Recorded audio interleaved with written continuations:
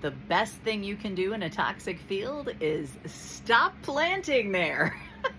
So I was talking with a dear friend of mine today about the video I posted earlier today, the role of forgiveness in energy release, which energy release is kind of a misnomer because you're transmuting the energy and releasing the false beliefs, but you get the idea.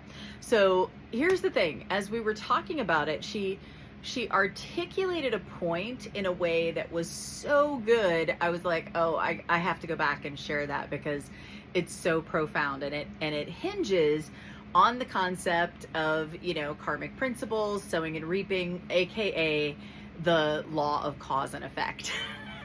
So what she was talking about, because in the video on forgiveness, I talk about the fact that you're releasing the unforgiveness and the bitterness, but you're doing it for yourself. And that is often hard for people because of the fact that they sometimes are really wanting to see the other person pay for what they did.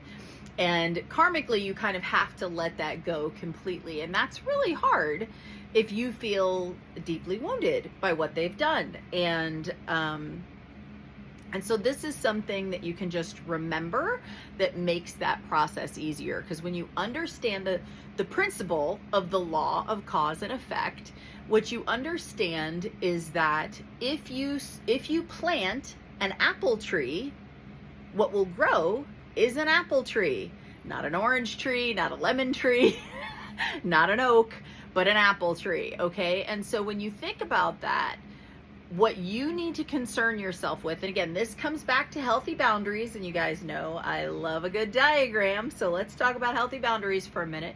The only thing in your sphere of influence that you get to control is what seeds you plant.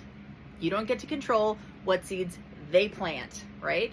Or their reactions or any of that, right? That's all in their sphere of influence. What is in your sphere of influence is your actions, your choices, the seeds you sow, okay? So again, if you are finding yourself in a situation where, let's just say it's a toxic relationship, if you're in a toxic field, stop planting there. Again, this comes back to number 13, the art of non-reaction. So just because someone is inviting you into more dysfunction does not mean you have to answer that invitation. Again, that is in your sphere of influence. How much energy are you going to give towards something? And again, this comes back to energy is currency. And I'm trying to remember what number that is. Number 3. I have the cheat sheet in front of me so I can remember the order they go in. But number 3 is energy is currency. And when you think about that, it's like, if you have a losing prospect, do you want to keep throwing money at it? No, of course not. It's a losing prospect.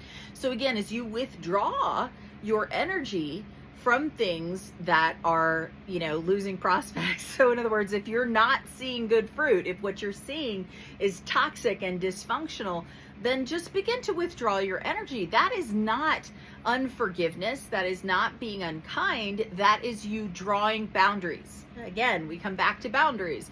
Like, it is very important for you to understand what is best. And really, part of this comes down to, even if you find yourself in a relationship where you are not able to sow good seeds because they just keep triggering the mess out of you, again, the art of non-reaction. Step away. Step away. If you can't sow good seeds, then don't sow seeds. Just stop. And that is a much better prospect to that. And I love the peace that brings, because basically you don't have to wish bad things on people who have done bad things to you, okay? The universe is going to take care of that, and not in a way like you're like secretly like, ha, you're gonna get it. Literally, you can just let it go, because you can trust that cause and effect and all of the things and all of the laws of the way that the universe works, that those things are going to work in that person's best behalf. The same way that the universe is working in your best behalf, allowing you to go through the experiences and the catalyst that you need. That person is going to get their own catalyst as well, whatever that looks like. But that's not that's not yours to control. Again, healthy boundaries, that's not in your sphere of influence.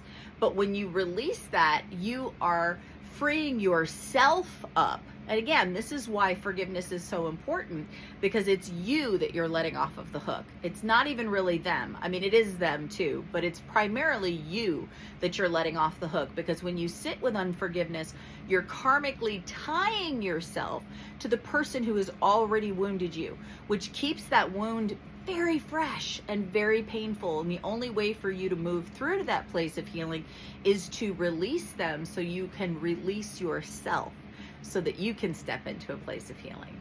Hopefully that's helpful to someone today. Have a wonderful day.